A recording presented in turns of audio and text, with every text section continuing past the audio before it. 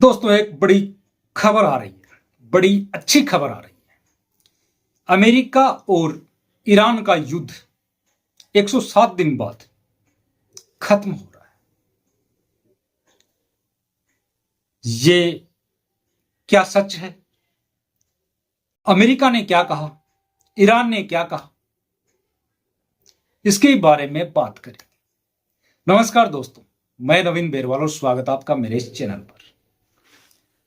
दोस्तों, America Iran युद्ध 107 दिन बाद आखिरकार सोमवार को समाप्त हो गया।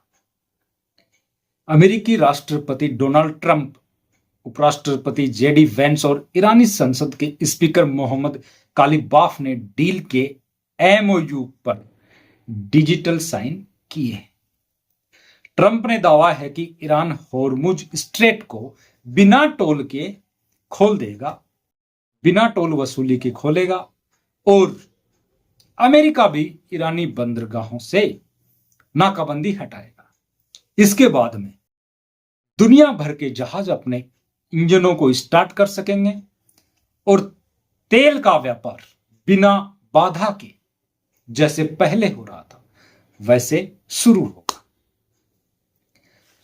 ईरानी सुप्रीम लीडर मुज्तबा खामेनी के सलाहकार और उप विदेश मंत्री काजिम गारिबाल्दी, उन्होंने डील की पुष्टि कर कहा कि पहले हम अमेरिका को परखेंगे, फिर होर्मुज पर फैसला करेंगे।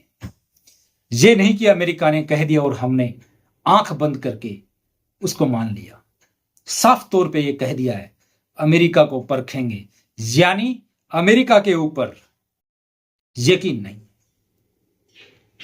और ये कोई बड़ी बात नहीं है। अमेरिका पे यकीन करना तो मूर्खता सी लगती है, सही बात है। अब डील पर इजरायली पीएम नेतन्याहू के मंत्री बेन ग्विर ने कहा, डील से हम बाध्य नहीं है। इजराइल ने तो डील में पार्टनर है और ना ही पार्टी है। इजराइल ने सोमवार को भी लेबनान में बम गिराए। आप लोग सोच रहे होंगे कि आखिर अमेरिका ने युद्ध विराम की घोषणा क्यों की। मैंने अपने एक वीडियो में बताया था कि ईरान के पास में जो साइंटिस्ट हैं, उनके पास एक ऐसी टेक्नोलॉजी है जिससे वो कम खर्चे में रॉकेट बना देते हैं, और वही रॉकेट बनाने में अमेरिका को बहुत पैसा खर्च करना पड़ता है। तो कुल मिलाकर अमेरिका का बहुत सा पैसा इस युद्ध में खर्च हो गया, और अमेरिकी जो लोग हैं वो भी डोनाल्ड ट्रंप के खिलाफ हो गए, कई बार सड़कों पे उतरे। उन लोगों ने यह साफ तौर पे कह दिया कि यह युद्ध हमारा नहीं था, यह इजराइल का था।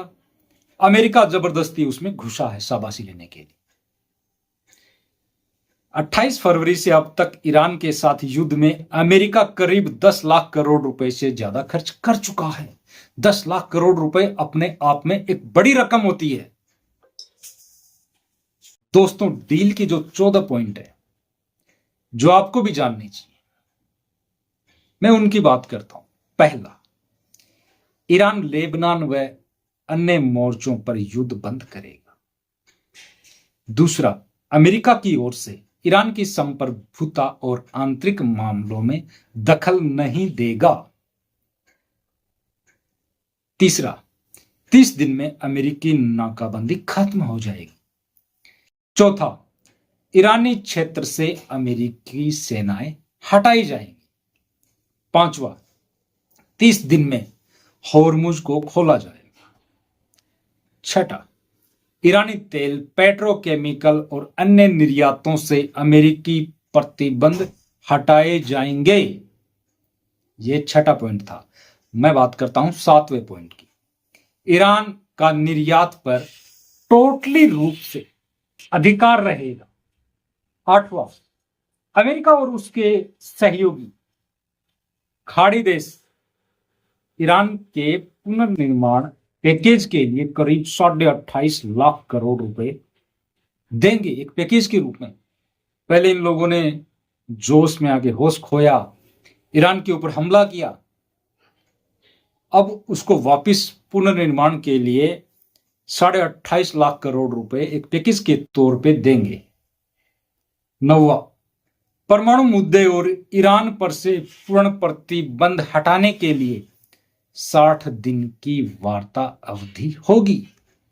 10वां, एनएनपीटी के तहत ईरान परमाणु बम नहीं बनाने का लिखित आश्वासन देगा।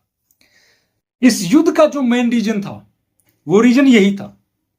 पूरी दुनिया को पता है कि अमेरिका पूरी दुनिया के अंदर एक बॉस बनना चाहता है, अपने आप को बॉस समझता है। अमेरिका को यह डर था कि ईरान परमाणु बम बनाने जा रहा है और इसी की वजह से ईरान के ऊपर हमला हुआ। और अब वही कि ईरान परमाणु बम नहीं बनाए।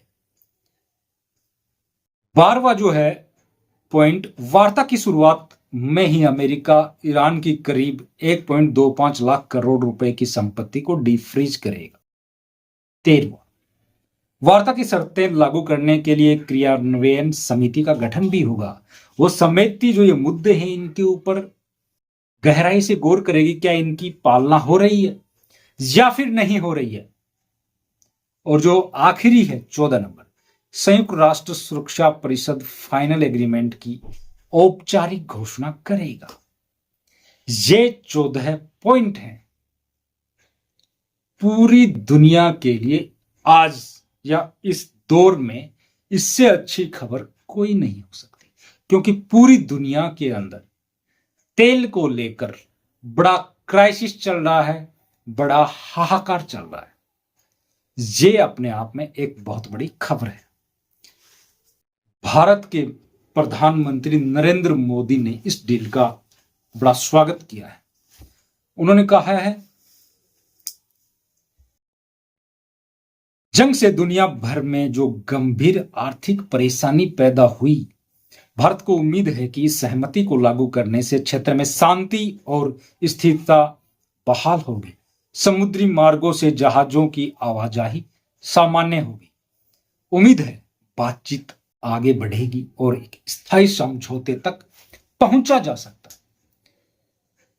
दोस्तों, एक बात और करनी है। युद्ध खत्म हो गया। जब ये युद्ध चल रहा था, युद्ध चले तो बहुत दिन हो गए, लेकिन बंगाल इलेक्शन खत्म होने के बाद में रेटें बढ़ गई।